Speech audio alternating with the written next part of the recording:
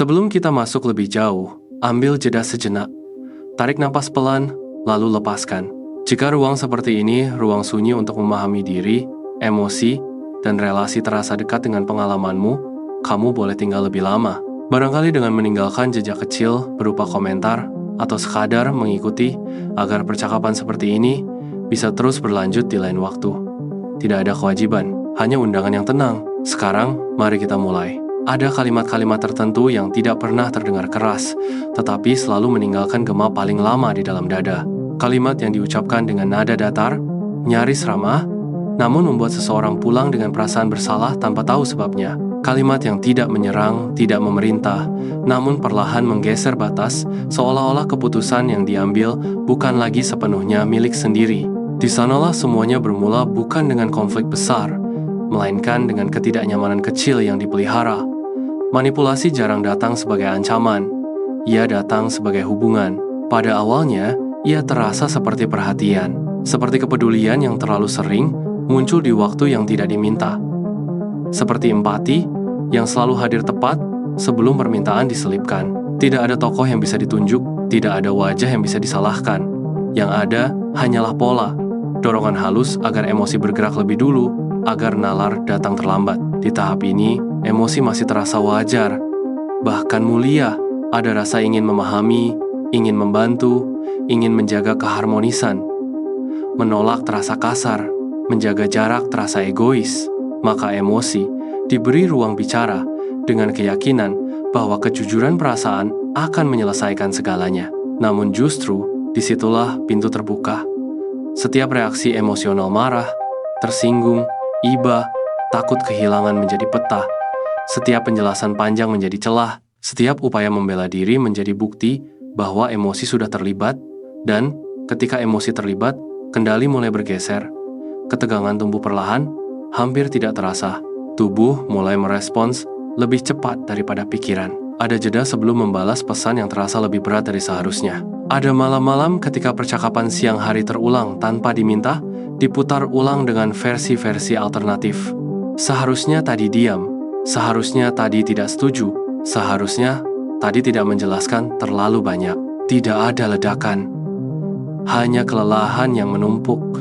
Konflik kecil muncul tanpa pengumuman. Tanggung jawab yang tidak pernah disepakati tiba-tiba harus dipikul. Kesalahan yang samar diarahkan dengan bahasa yang tidak pernah menunjuk, tetapi selalu mengarah. Saat dipertanyakan, jawabannya mengambang berputar di niat baik, keadaan sulit, atau kesalahpahaman emosional. Fakta menjadi kabur, perasaan menjadi pusat. Di titik ini, emosi mulai terasa seperti jebakan. Setiap kali emosi dilepas, situasi tidak membaik, justru semakin rumit. Kata-kata dipelintir, nada dijadikan senjata, reaksi dijadikan bukti bahwa masalahnya ada pada respons, bukan pada situasi. Dan di sanalah konflik utama berdiri dengan jelas, meski tanpa teriakan. Terus bereaksi, atau berhenti. Berhenti bukan berarti tidak merasa. Emosi tetap ada, marah masih muncul, kecewa masih berdenyut, namun ada keputusan sunyi untuk tidak menyerahkannya ke ruang luar, untuk tidak menjadikannya bahan bakar percakapan, untuk tidak lagi membiarkan perasaan dipakai sebagai alat negosiasi. Keputusan ini tidak dramatis, tidak heroik, justru terasa dingin, canggung, dan seringkali disalahpahami. Jawaban mulai dipersingkat, bukan karena tidak peduli, melainkan karena kejelasan tidak membutuhkan banyak kata. Kalimat-kalimat yang dulu panjang dan penuh penjelasan kini dipangkas menjadi fakta. Tidak ada pembenaran, tidak ada cerita tambahan, hanya batas. Ritme pun berubah. Ada jeda sebelum merespons. Ada keheningan yang dibiarkan menggantung tanpa segera diisi. Emosi yang biasanya ingin segera keluar, kini diminta menunggu. Dan menunggu, bagi emosi, adalah latihan yang melelahkan. Manipulasi tidak menyerah begitu saja. Justru disinilah tekanannya meningkat. Nada menjadi lebih tajam, drama diperbesar. Ada upaya membangkitkan rasa bersalah yang lebih dalam, rasa takut yang lebih samar, rasa kehilangan yang lebih mengancam. Seolah-olah ketenangan adalah bentuk pengkhianatan. Inilah ujian sesungguhnya. Ada saat-saat hampir tergelincir. Saat keinginan untuk kembali menjelaskan terasa sangat kuat. Saat diam, terasa seperti kalah. Saat batas, terasa seperti dinding yang memisahkan dari citra diri lama, yang pengertian, yang selalu tersedia, yang mudah berempati. Namun, pengalaman mulai berbicara pelan-pelan. Setiap kali emosi tidak dituruti, sesuatu di dalam menguat. Bukan kekerasan, melainkan keteguhan. Bukan perlawanan, melainkan penarikan diri yang sadar. Bahasa internal pun berubah. Tidak lagi bertanya, apa yang mereka rasakan? Melainkan, apa yang sedang terjadi sebenarnya? Tidak lagi berfokus pada menjaga suasana, melainkan pada menjaga kejelasan. Emosi dipindahkan ke ruang privat diakui, dirasakan, tetapi tidak ditampilkan sebagai alat tawar-menawar. Perubahan ini tidak langsung terlihat dari luar. Dari luar, segalanya tampak biasa saja. Namun di dalam, pusat kendali perlahan kembali ke tempatnya. Seperti jarum kompas yang sempat goyah, kini menemukan arah tanpa perlu pengumuman. Simbol-simbol kecil mulai bermunculan. Notifikasi yang tidak lagi membuat jantung melonjak. Nada tertentu yang tidak lagi memicu defensif. Waktu yang terasa lebih lapang bukan karena beban berkurang, tetapi karena emosi tidak lagi terkuras untuk hal-hal yang tidak bisa dikendalikan. Lalu, sesuatu yang ganjil terjadi. Tanpa konfrontasi besar, tanpa kata penutup, intensitas mereda. Bukan karena manipulasi menghilang sepenuhnya, melainkan karena ia kehilangan pijakan. Tanpa reaksi emosional, tidak ada yang bisa dipelintir.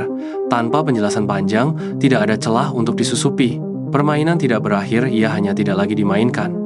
Keheningan yang tersisa terasa aneh. Tidak sepenuhnya lega, tidak sepenuhnya aman. Ada kewaspadaan baru.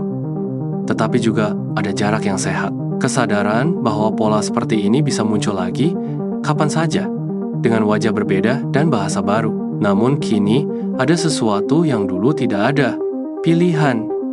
Pilihan untuk menunda respons.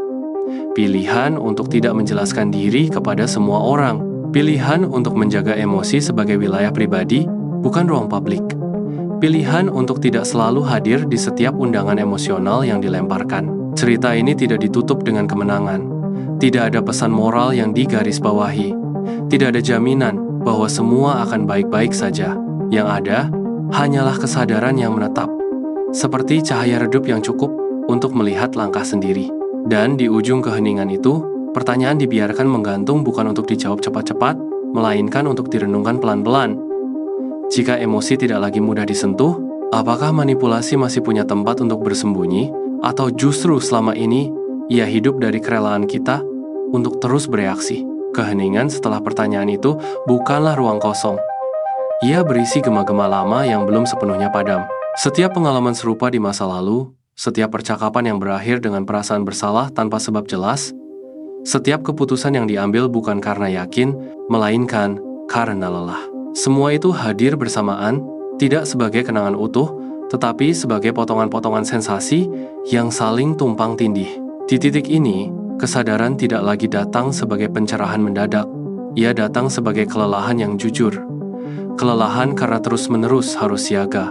Kelelahan karena selalu merasa perlu menjelaskan diri. Kelelahan karena emosi seolah menjadi milik bersama, bisa diakses, dipelintir, dan dimanfaatkan oleh siapa saja yang tahu caranya. Manipulasi tidak selalu membutuhkan niat jahat. Kadang ia tumbuh dari kebiasaan, dari dinamika yang dibiarkan terlalu lama, dari ketimpangan yang tidak pernah diberi nama. Itulah sebabnya ia terasa sulit dikenali. Tidak ada tanda bahaya yang jelas, tidak ada garis tegas antara perhatian dan kontrol, antara empati dan eksploitasi. Semuanya menyatu dalam bahasa yang sopan. Namun setelah jarak terbentuk, sesuatu mulai terlihat lebih tajam. Setiap pola memiliki ritmenya sendiri. Ada momen ketika tekanan meningkat tepat setelah batas ditegakkan. Ada saat-saat tertentu ketika rasa bersalah sengaja dipancing, biasanya setelah ketenangan muncul. Seolah-olah ada ketakutan bahwa kendali sedang tergelincir, lalu segera diimbangi dengan narasi baru. Narasi tentang pengorbanan, tentang kesalahpahaman, tentang betapa sulitnya keadaan. Disinilah emosi diuji ulang. Bukan lagi soal menahan marah, melainkan soal tidak larut dalam simpati yang dimobilisasi. Ada perbedaan tipis antara empati yang sehat dan empati yang dimanfaatkan. Yang pertama, memberi ruang tanpa mengorbankan diri. Yang kedua, menuntut pengorbanan sambil menyebutnya kepedulian. Kesadaran akan perbedaan ini tidak lahir dari teori.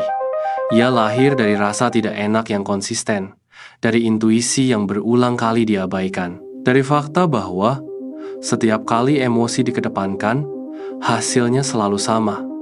Kejelasan menjauh, beban bertambah. Maka, strategi pun bergeser, meski tidak pernah disebut sebagai strategi. Lebih seperti kebiasaan baru yang dipelajari dengan hati-hati. Mendengar tanpa menyerap, menjawab tanpa membuka, hadir tanpa melebur. Ada ketenangan tertentu dalam tidak bereaksi. Namun, ketenangan ini rapuh di awal. Ia mudah disalahartikan sebagai ketidakpedulian, baik oleh pihak luar maupun oleh diri sendiri. Ada suara internal yang bertanya, apakah ini terlalu dingin? Apakah ini berarti menjadi orang yang berbeda? Mungkin lebih keras dari yang diinginkan? Pertanyaan-pertanyaan itu tidak langsung dijawab.